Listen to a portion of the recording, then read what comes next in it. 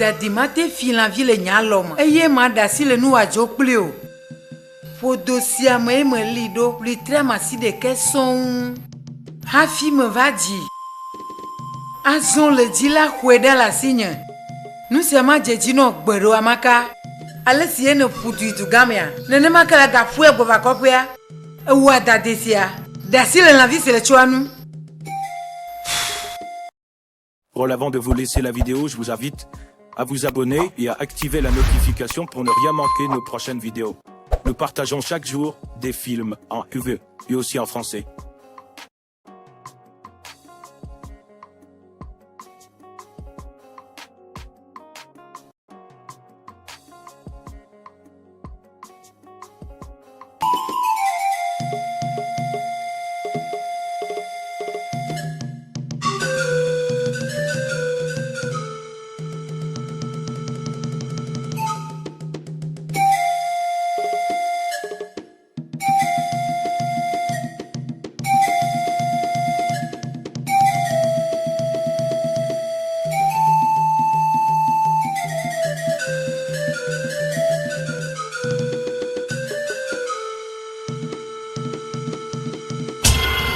Adadimate filan ville nyalom. Eye madasi le nou adjo plio.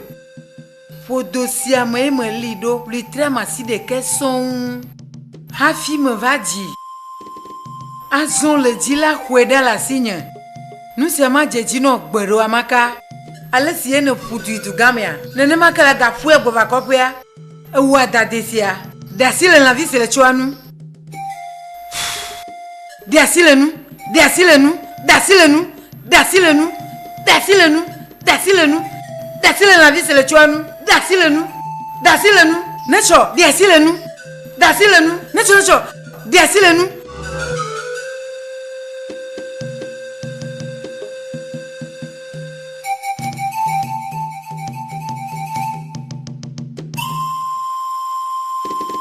Enyo, le kpɔxɔalo. Georgina wa. Georgina. Gake nye bena kotoku ɖeka si me xɔ le asi hafi va tsɔ xɔa fiɔ wa. Eya déplacement ƒe ga ye mi xɔ ne le amewo si menɔ na avance amɔ lo. Amegã ŋlɔ be kotoku ɖeka ƒe nyama me ŋlɔ be xoxo. Nu sia ta yɔna be amaka ŋutsu de kpɔ kios baby. Kotoku ɖeka menye naneke nam o. Wo ya tsɔ xɔa ƒe saflia na. Ale be nye kple ahiãvi nya miadzo va ye me. Enyo, avance akata o kotoku bladen. We a tsɔe na kwa xɔa sutawo vɔ ma. Enyo nye demasio nyateƒe to la kekia kele nugba fi sia nye vemeli o. Ne le tu fefi la kwa nye be xɔa suetɔ. Wo ya mega vɔ. Ne ku amegã, nya nye me ɖo tuka ɖo. Ma tsɔ ga na o, nye me dzina ma ƒo nu sɔgbɔ. Esia ta yɔna be amaka ŋutsu de kpɔ kios baby. Ye ma, nya me wɔna nu nyo zi ɖeka ye. Kotoku bladen alo.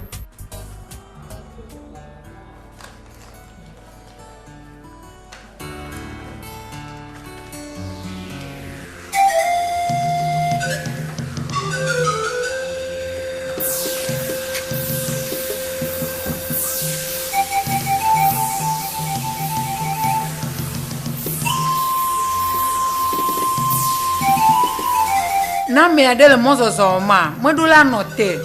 Ne mozozo me wenu. Fasere si ma me si o le vinya o me dasi le nuwa. Enya zo anuka. Nye ma jijo ba o ple o. Apono, san yo ma se anema o reçu ano.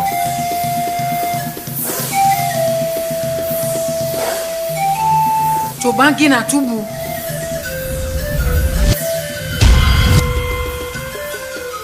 Hiya.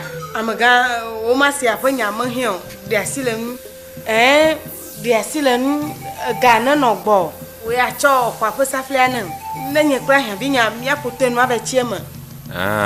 Enyo tsukara melio.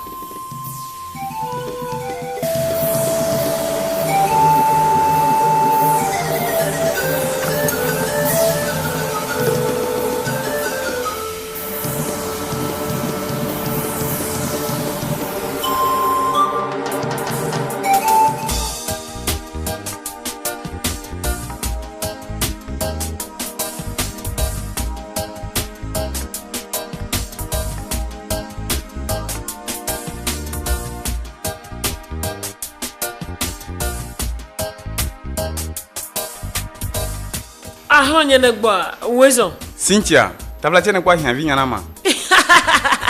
E ga buke alo. Po, anyo no ube na be jizere ka. Afi wa jipe.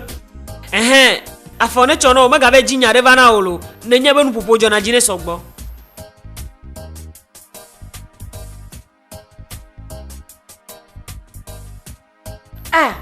Allo SS. Afrika na cho. Nkapa di bina le don. Mambo Afrika na cho. Mo dogo vire. Ne dogo vire. Afrika na yi. Mo dodo je. Mo dodo. Anyo yi hwa mo.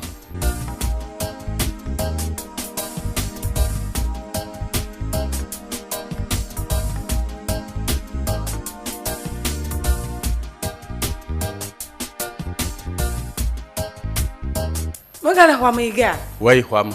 Fami ke hwa mo la.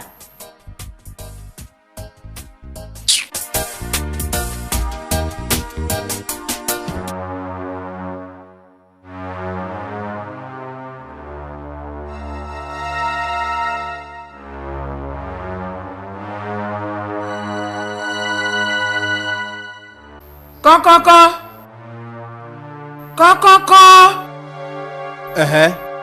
Mo va kpo. Denu kata. Zima mlenye si amele obia. Blona de tugbevi wa bene tera gale de kapunyanu. Blona bene de sile vinyanu na wavo. Ne de sile nu na kaba. Nyonu. De me dia masima le dokuma na o agblenam. Nuka ten la gbagba je le jijimba na ma onu bada. Ne le dia, onu bada si droa. Etenyi fotu gbola yi. Mekamu. Nyasi gbomele no wa enyebe. Blene de tugbevi wa nuide. Mabo na blene nuide nyowa. Mana wa se veve bena agaje nyenyamu. Ne kwa aje fan bena bonbon vondi ade le otamasi o le bena wa deda me le gbesoso akpere mu. Ewo. Feta mo gbogbo vole. Gbogbo vole tamana o ajele tago na o. Tapugo mo dokpla jerere. Nenye be me troy khoma me gado guva ba kpo la fisia la nyanu sitae miapo du se anfo hunogan vona na do he mejina be ade nyenyamu. Du se anfo hunogan ma tutu si granelea. E vona nyadu anuka. Eni no teme maba. Bora. Mele jijimbe agbene vi obene tena gale vinyanu. Esi me gava vale glonoa, le vale nyafrofro mo glona. Ngabe he. No te kon. Baba no te kon. Baka no te a. Ko tu ya fon le da. Le du mito avu kabli. La ke no te ma moro te po na gbo. Yo. E gomere. Ole nya glo kwa do le no anuliko. De tu gbe nya makae. Ye gbe ma se tu na mo. Gbo ko be ya klo vi agbele tika mo ivu maro. Si mele doare ko mo. Doare ko ma la lo mu no. Vigne gboko. Plo ka ko vlu maro. E ko kan le gba kwa. Ba le haba nfo nfu mo funa. Mana fia na gaba. Ododo na gaba nwa fisia. Ne le nyi nyon chuchuko e yo jikwa na gaba. Ma de tanu adari. Ma tu tanu. Yo. E gomere. Quand maka na jibe ya de fian bana galesia lo. Ya. Ni jibe ya de fian bana yedoga. Nka te mo no te kon mi ya fima de joa. Ha. Aloysius. Me do ta flache. Denya ha me biji. Onto no pom nana. Nana jibe na ya den lemnya. Ala jijimba ya du. Ndudu sie mo la dari no wa. Evala si kala mnya sa. Atemia onwa, ngablo nyamako. Nyate pa glomale na o. Metama ugana o. Ati be ya kasi mnya. Ale nya hosi am no no chikone nya lo. Nyamala jijimba maga no hosi am kula nana ko. Ala nkpe dominto nya ba mi to mia devo e. Nya kula o. Ala ba mia devo. Nana le mia dun la fille essaye. Brenam. Amakaule nabo wa haya hwa. Ewo alonya. Nuka te mo no te vasele kosela si mia jabali si mi bleno. Anyola me do ta flache. Me susu bena la Georgina o. Gake nanya. Musi amaga va meko. O ni no no. Hey, Aloysius. Aloysius nye. Enyelo. Enye numéro 1 wa amakanchu. De Pocus baby. Numéro 1 sans duplicata. 1 sans photocopie. L'original. Alaïcha Sunya. Hey, Bafisia. Alaï. Ta flache, nyamaga weko. Oh? Dès que me dit ben y'a qu'on tombe de vous.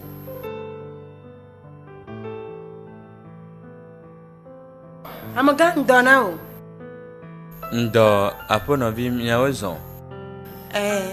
Enyo nuka mateo onami. Amaga nye makula hiavinya va. Yepo nye maglo no choa.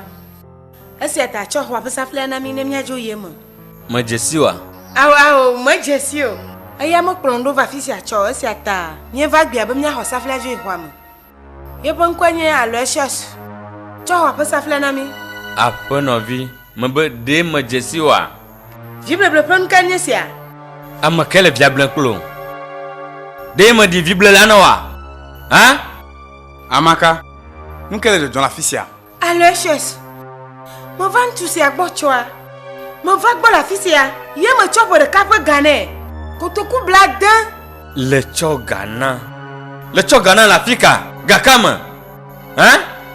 Aye, abana mi va gbia ko mia hosa fle ajo de mi aba ho ama. Nya siglon tu si ale fi vile anyi mo le gomo semolo. Amaka cho sa fle na mo cho gana walo. Bon, de kakui. Brother Tubusi adogolo nya biro kafi mama yok povito na mi. Here. Amaka. Esi ne cho ho haya pe gane ware rusi si o cho na ware. Oh, Amaka cho ale cho rosu ana. Na cho na ngaka nyi mo cho jo. Ala ba mo nya ba nyi mo sanyo. Cho ra ma san fi vile ma hosa fle ma jo. Na mi ai. Na mi mo dogolo biro na fifi la ma yok povito na mi. Na cho mi dogolo biro na fifi la. Amaga. Denye tonye gata. Na cho tonye gana la. Nkanye si aonele ha. Enyu note. Nyo ya mi note ko. Amaga ne ba ya yok povito na esi na hokotoku bla dela sinya. De ne nye ba mission. Mon commissaire. Va mi. La tin do povito mo bodo anya biro fila. Nu fluflo. Vana va hoge. Kopoto. Hai. Nkanye sia. Ntuma fiafie. Fiafi gana onya. Ma po fiafi numéro 1. Si ponya tonye glono le kopo hafi mojo. Nyen toma han gana gba ple nyalo. Kotoku bla dan son. Ye ma tuene le pa biroa. Aleka wa vano gbogona ba nye ma cho gana yodo. Manya fi panu ona nyama. Amaka ne nyanu sinenya okuhea. Aw. Illettrisme. Ado afima havwa. Okuhea ni school made. Hey! Aloysius Tonye. Ado afima kakaye. Awo nye lolo toa. Aloysius lolo vavanya. Le kponye amakantu. Enya amakantu de Pocus baby. Doji yombe letrea. Ha! Aloysius. Hey! Aleke na tincho ga humo sogboma. Ana de ma shuare si me nya hoho. Ye ma ho reçu. Nuka tala onanema. C'est parce que tu es illettré. Eye echi kona bo maklo. Bo me chila ba wone do. Lebanka Aloysius Nyaka onye glonere Trokom nyide Enyenya amakantu de Pocus baby Numéro 1 si modo photocopie modo duplicata Lebanka Nyento nye gae De na ti mia onwa. Mga glona fufulumana mo. Amaka le chi me gbento. Maunye Nyamablo le chi me gbe. Eye nu sete no nyemo na bana ma de hakple o. Yaru ye mo biana do kunya. Nuka ta me de mo kaka ovado afisia. Nuka Écoute bien. Je suis tellement fatigué de tolérer tes caprices. J'en ai marre. Hey, Aloysius note. Tu dois nous y on élément. Mais que va checker ce sous na clo o yo faut bosser ce mao. Trop bon ya si glon le fi village le pokpo no masse. Enyo amako. Nyasme di ma glo yin si. Nenye be nare la ga yeji le nye clo do me. Kan le wona kpodu ku ogbo. Elle no be na tro son sogbon le school pa paji. Elle a be ni matin de hakle school ma de la ba wonu. Nyemio. Tegweglenoa. Ben kecho. Benanu kecho. Mokpatonya makanchu. Mokpatonya de Ponkios baby. De nyeta nyegata. Ala be me va gbore nugua. Ala be le temps de tugbivi oui. Acha mo kokrodota. Ye be na yamadota mo gbona la fisia. Na susu be nyima se yo gbonyido a. Alicious. Anya. Amakanchu de Ponkiosa. Nous c'est tomedro. De kakusia gbantana keke. Ale yo vo gbedon cho le nyeduma. Alicious Tonya. Imbécile de voyou. Malajojola, oui. Manjola balo. Tu m'as doté nenya. Madu takrao. Malajudo. Ebusino de jinya, e fo do na fo. Yanko vu azo. Yanko vu. De kakwi vient nenya. Manyanu sine nyazo. Do la fisa. Oh, majo. Bo ne do la fisa. Papa pasiamo. Jo fifi la. Le ches. Konyu lo ma pou fifi la. Matin fomo.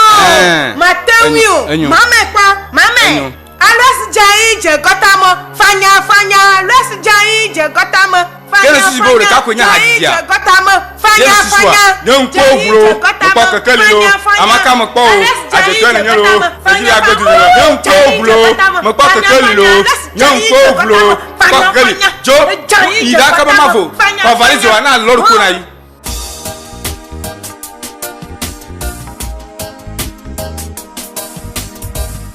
Amaka, Mozola, du gamoto.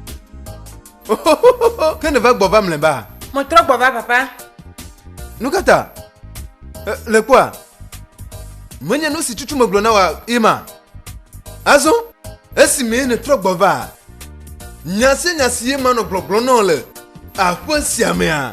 La howaji ase azo la howaji sena. Papa ta flache, desi le mnyolo. Desi le mnye ta flache.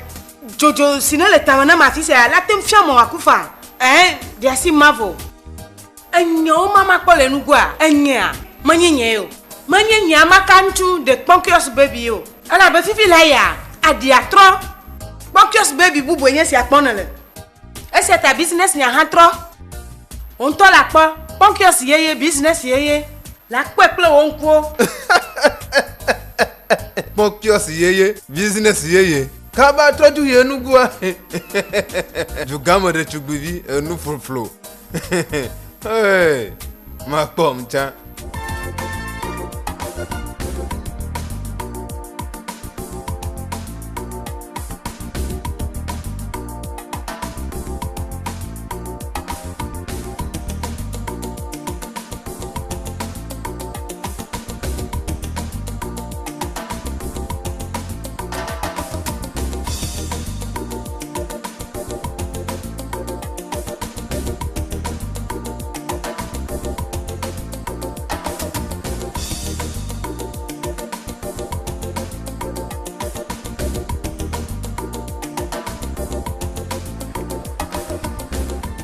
Amakantu de Ponkios baby numéro 1 sans photocopie sans duplicata nyen vraiment original enyema nous si apo gomiade nuka tene doma betitia wene gaka me no gbova enyo choy mo gbova aye ne ma chodo o bia si no fifi la hu na wa mo donu ale ala betitia menye yemalo nyen to ko nyen si aponele titia menye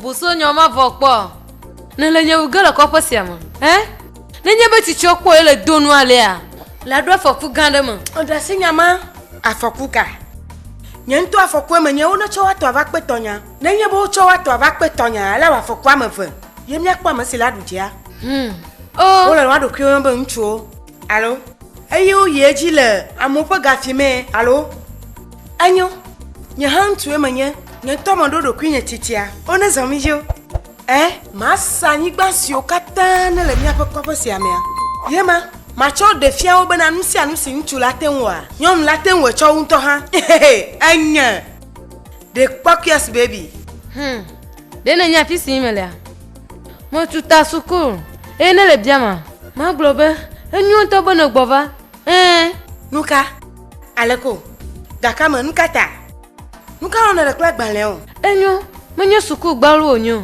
Tuchuru hokwe. Afi mama groba strona onle na BPC club back. Suku fema hochiolo. Ohana te otuchuru si anenye beledia. Ne po suku dede asafli onyo. Ngobe anyigba sasa kletomo. Amofo kesinonu. Tukara o. Ne na astro nwanya agbanle. Alebo na tro abajuga motowene. Nanye ya. Mojiba matro zun fiala gande. Mochuta suku. Sukulu. Nele di aklondo. Badamo kwa yolo. Ngozi nous vient là. Que Ngozi la trozu nous vient là. Yenya makpoto anu alea. Bere. Amakantu de Pokios baby. Hey!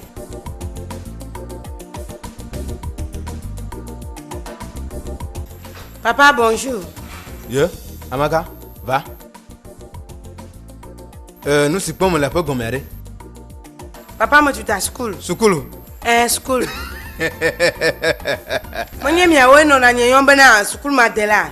N'y me dit bon on gayon kosi ana mo set à my school. Hey! Bosu nyoma vokpo gbero. Evinya josi dun le ade. Me gavo amakantu la tenu acho do la guy school fa.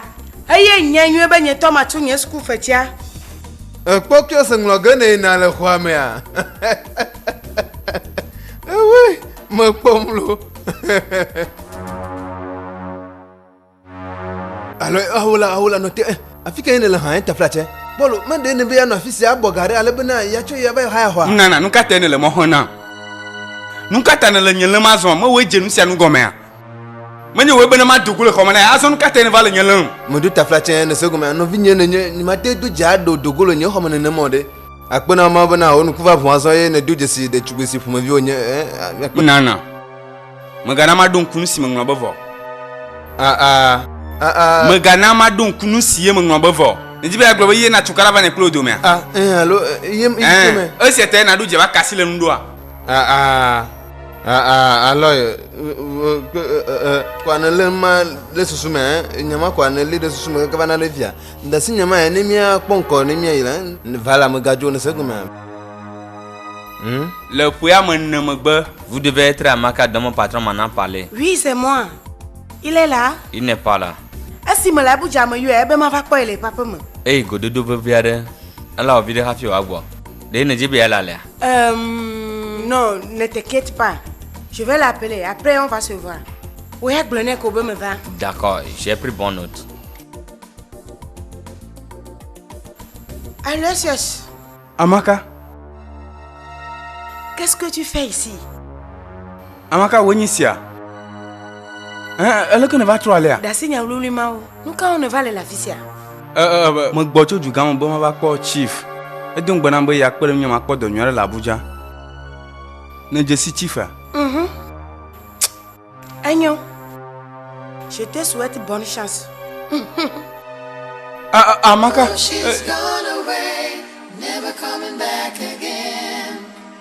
I don't know why I let her go. But ooh, she's gone away, I will never see her again. So sad to say my baby has gone away.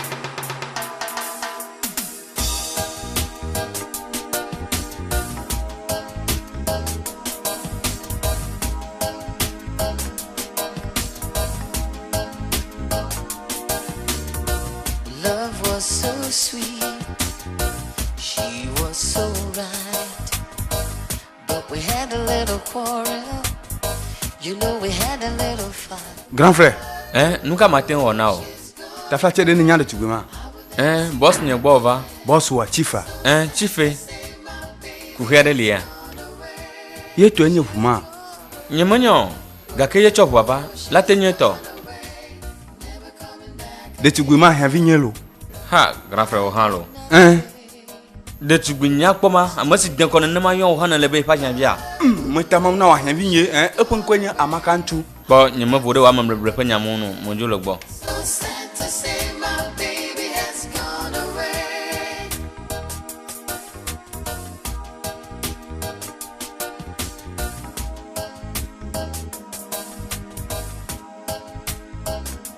Aloy, nous ka onye. Hein? Maman. Nous que va jora Amakaji. Amaka ka. Oh, maman, Amaka tu allo hein, Amaka. Nous ka jore ji. Maman si me kwa Amaka ni me ga duje si be ya yo. Et tout vos pains. E gbo baba isuku. Hey! Nous ka onye. Maman. Dene pom si eji titi la tingble la monwa. Maman mien que na mon popo de tubema. Na que na mon popo de tubema. Nyama nyama nula va inene mode. Nyama kwe fo chomu. De ko nyama nyama chochokura le si ole anu. E wo mu ya na. Ne flunde nous. Maman ne flunde nous. E nyama chom si akoko gbere o. Me do ta flache. Me do ta flache de ko mo nota o. Nota ne vlin. Nota ne vlin chonu ka gbo. Maman nota ne vlin chonu ka gbo. Amota vlin ka pour vie nyama.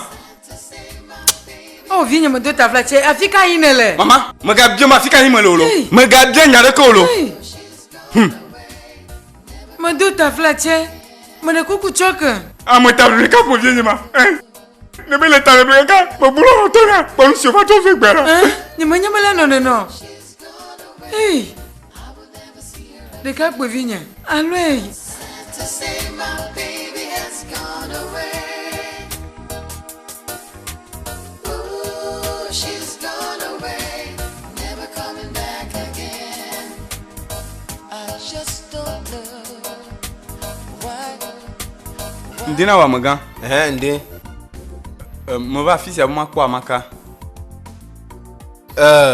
Demkata. Esi me trok bona choju ga mo chwa me dogo le moji. Eye oglo na mboma va kwa la po mo indisia. Enyo. Me kwe. Eju ide pa hian bi gbo ndisia le kaka Abuja.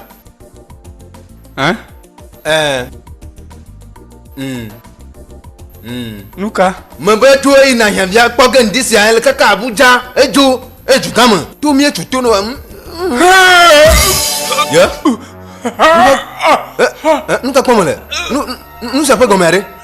Alessios. Alessios. Amo mi va kono lo. Oya ku pere ka ku visi ajibe ajinya na. Mi va ko le jibe ajinya na lo. Alessios. Hey. Alessios. Allez, fond. Maté on nous c'est odé. Alessios. Fond là. Fond. Alessios.